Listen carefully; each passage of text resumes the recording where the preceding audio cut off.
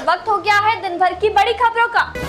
Allahabad high court में ज्ञानवापी भूमि विवाद पर अगली सुनवाई 12 सितंबर को होगी, जहां मुख्य न्यायाधीश प्रीतिंकर दिवाकर की कोर्ट में सोमवार को नए सिरे से सुनवाई हुई कि वाराणसी की अदालत में दायर सिविल वाद पोषणीय है अथवा नहीं। 19 सितंबर को लॉन्च होगा Jio air fiber. Reliance AGM meeting में मुकेश अंबानी ने किया ऐलान। गठबंधन को लेकर बिहार के सीएम नीतीश कुमार बोले, हमें संयोजक नहीं बनना, हमारी कोशिश सबको एक साथ लाने की है। समाजवादी पार्टी के नेता स्वामी प्रसाद मौर्य एक बार फिर विवादित बयान के चलते सुर्खियों में आ गए हैं। उन्होंने हिंदू धर्म को लेकर फिर से विवादित बयान दिया है, जो इंटरनेट मीडिया पर खूब वायरल हो रहा है। वहीं बयान को लेकर लोग अलग अलग तरीके से अपना पक्ष रख रहे हैं।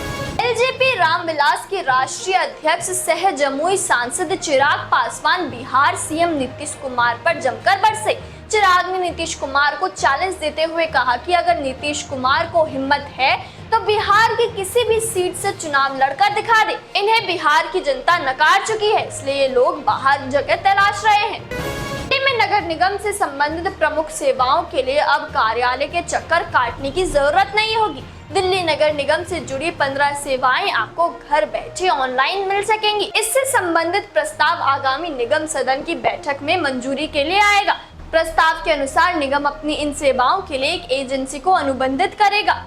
मुख्यमंत्री भगवंत मान के नेतृत्व में हुई कैबिनेट बैठक में कई अहम फैसले लिए गए, जैसे कि मंत्रियों का विवेकाधीन अनुदान 1.5 से घटाकर 1 करोड़ रुपए कर दिया गया। इसी तरह सीएम विवेकाधीन अनुदान को 50 करोड़ रुपए से घटाकर 37 करोड़ रुपए कर दिया गया और 12वीं तक के स्कूलों में विजिटिंग फैकल्टी को मंजूरी दे दी गई है। साथ ही कैबिनेट ने 4 कैदियों की शीघ्र रिहाई के आवेदन को मंजूरी दे दी है। दोस्तों, आगे की खबर पर चलने से पहले आप सभी से रिक्वेस्ट है कि अगर आपने इस वीडियो को अभी तक लाइक नहीं किया है और उस पर कमेंट नहीं किया है तो जल्दी से कर दे, क्योंकि आपके एक लाइक और एक कमेंट का इंतजार में बेसब्री से कर रही हूँ और जैसे ही आपका लाइक और कमेंट आता है मेरे चेहरे पर खुशी आ जाती है।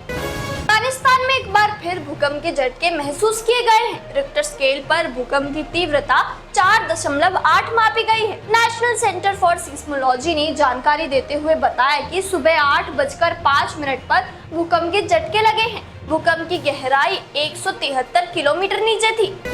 31 जुलाई को हरियाणा के नूह में अधूरी रह गई ब्रिजमंडल जलाभिषेक यात्रा को सावन के अंतिम सोमवार को पूरा करने को लेकर हिंदू संगठन के 7 संतों ने नलहड़ मंदिर में किया जलाभिषेक। बीएचपी के आलोक कुमार और महामंडलेश्वर के धर्मदेव रहे मौजूद। नूह एडीजी ममता सिंह ने कहा कि इलाके में स्थिति सामान्य है। शांतिपूर्ण माहौल बनाए रखने के लिए इलाके में बल की तैनाती की गई है। इलाके में इंटरनेट सेवाएं निलंबित कर दी गई हैं। इलाके में सब कुछ सामान्य होने पर हम सभी प्रतिबंध हटा देंगे।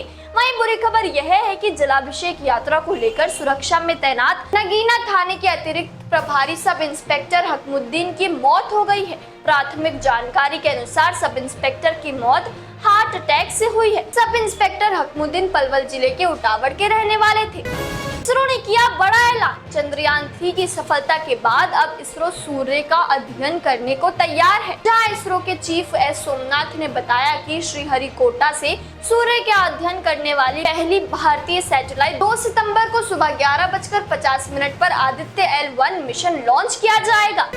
और प्रधानमंत्री और जेडीएस अध्यक्ष एचडी देवगौड़ा ने लोकसभा चुनाव को देखते हुए कार्य योजना तैयार करने के लिए चामुंडेश्वरी विधायक जीटी देवगौड़ा के नेतृत्व में पार्टी की एक कोर समिति के गठन की घोषणा की है। कोच्चि से बेंगलुरु जा रही इंडिगो की एक फ्लाइट में बम की धमकी मिलने से हड़कंप मच गया, जहां फ्लाइट में सवार कुल 139 यात्रियों को कोच्चि अंतर्राष्ट्रीय हवाई अड्डे पर उतारकर बम निरोधक दस्ता, राज्य पुलिस, विमान बचाव और अग्नि मिशन को बुलाकर बाकी की कार्रवाई की गई।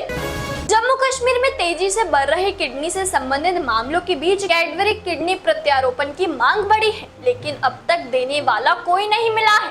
कैडबरी में ब्रेन डेड वाले मामलों में मरीज की किडनी उसके परिजनों की सहमति से जरूरतमंद मरीज को प्रत्यारोपण के लिए दी जाती है, लेकिन प्रदेश में ऐसे मामलों के लिए परिजन ही तैयार नहीं हो रहे हैं। पश्चिम बंगाल के मुख्यमंत्री ममता बनर्जी ने कहा कि भाजपा दिसंबर में ही लोकसभा चुनाव करा सकती है।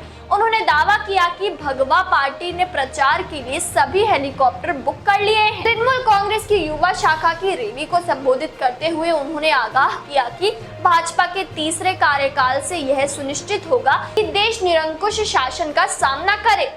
देश भर में गणेश चतुर्थी का त्योहार 19 सितंबर को मनाया जाएगा। इसी बीच डिप्टी सीएम अजीत पवार ने गणेश उत्सव मंडलों के साथ बैठक की। अजीत पवार ने बताया कि उन्होंने गणपति मंडलों से समय पर जुलूस निकालने का अनुरोध किया है। इसके साथ ही अजीत पवार ने घोषणा की है कि इस साल गणेश उत्सव के दौरान पुणे मेट्रो रात 12 बजे तक चलेगी। गुजरातियों को ठग कहने के मामले में मानहानि केस का सामना कर रहे बिहार के उप मुख्यमंत्री तेजस्वी यादव की मुश्किलें बढ़ गई हैं। जहां अहमदाबाद की मेट्रोपॉलिटन कोर्ट ने तेजस्वी यादव को अगले महीने की 22 तारीख को कोर्ट में पेश होने के लिए समन जारी किया है। राजस्थान के कोटा शहर में हर दिन कई बच्चे परेशान होकर आत्महत्या जैसे कदम उठा रहे हैं। बच्चों द्वारा आत्महत्या करने के मामले थम नहीं रहे हैं। वहीं कोटा छात्र आत्महत्या मामले पर राजस्थान के मंत्री प्रताप सिंह खाचरियावास ने कहा कि मैं मानता हूं कि राजस्थान के कोचिंग प्रबंधकों के पास बहुत पैसा है, लेकिन वह उस आधार पर छात्रों को धमकी नहीं दे सकते हैं। कांग्रेस महासचिव एवं राज्यसभा सदस्य रणदीप सुरजेवाला ने हरियाणा पंजाब के घरोंडा, घग्गर और लाडोवाल टोल प्लाजा पर टोल की दरों में वृद्धि की आलोचना की है। उन्होंने भाजपा सरकार से इसे तुरंत वापस लेने की मांग की है। उत्तराखंड में एक बार फिर धामी मंत्रिमंडल में विस्तार की चर्चा तेज हो गई है। राष्ट्रीय अध्यक्ष जेपी नड्डा के 1 दिवसीय उत्तराखंड दौरे के बाद अचानक से ये चर्चा फिर से शुरू हो गई है। सूत्रों की माने तो मंत्रिमंडल विस्तार और दायित्वधारियों का मामला राष्ट्रीय अध्यक्ष जेपी नड्डा के सामने आया, जिस पर सीएम धामी और नड्डा के बीच अलग से बात हुई। झारखंड स्टाफ सिलेक्शन कमीशन की ओर से राज्य में 26,000 सहायक आचार्यों की नियुक्ति का मामला अब हाई कोर्ट पहुंच गया है। इस नियुक्ति प्रक्रिया में केवल पारा शिक्षकों को ही नहीं, बल्कि शिक्षा विभाग में कार्यरत अन्य संविदा कर्मियों को भी आरक्षण देने की मांग को लेकर बीआरपी सीआरपी की ओर से ये याचिका दायर की गई है। छत्तीसगढ़ में होने वाले विधानसभा चुनाव को देखते हुए जनता कांग्रेस छत्तीसगढ़ जे ने 3 चुनावी समितियों की घोषणा की है। 29 अगस्त को पार्टी के प्रदेशाध्यक्ष अमित जोगी पाटन में आम सभा के जरिए कार्यकर्ताओं को संबोधित करेंगे। छत्तीसगढ़ के मुख्यमंत्री भूपेश बघेल लगातार चुनावी साल में बड़े बड़े नेताओं को पत्र लिख रहे हैं। एक बार फिर सीएम भूपेश बघेल ने पत्र लिखा है। इस बार सीएम ने किसी नेता को नहीं, बल्कि छत्तीसगढ़ के ही राज्यपाल विश्वभूषण हरिचंदन को ही पत्र लिखा है। कुछ दिन पहले ओबीसी महासंघ के लोगों ने सीएम बघेल से मुलाकात की थी और 27% आरक्षण लागू करने की मांग की थी। मध्य प्रदेश में प्राथमिक शिक्षक भर्ती परीक्षा के चयनित अन्य पिछड़ा वर्ग के अभ्यर्थियों ने राजधानी के भाजपा कार्यालय के समक्ष प्रदर्शन किया। इन अभ्यर्थियों का आरोप है कि उनके साथ अन्याय हो रहा है। इस प्रदर्शन की तस्वीरों को साझा करते हुए कांग्रेस के प्रदेशाध्यक्ष कमलनाथ ने कहा, मध्य प्रदेश की शिवराज सिंह चौहान सरकार युवाओं के लिए अभिशाप बन गई है। हिमाचल प्रदेश की ग्रीष्मकालीन राजधानी शिमला में हालात अभी सामान्य नहीं हुए हैं। इसी बीच शिमला के कृष्णानगर क्षेत्र को कंटेनमेंट जोन घोषित कर दिया गया है। यह फैसला जिला प्रशासन ने लिया है। प्रशासनिक अधिकारियों को आशंका है कि कृष्णानगर के जिले इलाके में 15 अगस्त को भूस्खलन हुआ था, वहां से बीमारी फैलने का खतरा है। Punjab subordinate service selection board द्वारा विज्ञापित lab attendant, lab assistant, motor vehicle inspector, apiculture officer, अप्रेंजर और अन्य के कुल 95 पदों पर भर्ती के लिए आवेदन प्रक्रिया आज से शुरू हो गई है। उम्मीदवार 22 सितंबर तक आधिकारिक वेबसाइट sssb.punjab.gov.in पर जाकर आवेदन कर सकते हैं। डेंगू के रोगियों के लिए पपीते का पत्ता रामबाण है। इसको पीसकर पानी में मिलाकर इसका सेवन करने से प्लेटलेट्स तेजी से बढ़ती हैं।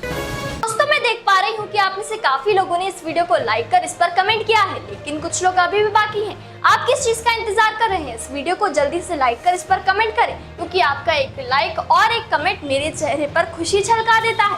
तो ये थी आज दिन भर की बड़ी खबरें। ऐसी ही खबरों से अपडेट रहने के लिए चैनल को सब्सक्राइब करें, वीडियो को लाइक करें और ज्यादा से ज्यादा शेयर करें, ताकि आप और आपके जानने वाले रह सके देश और दुनिया की तमाम खबरों से अपडेट।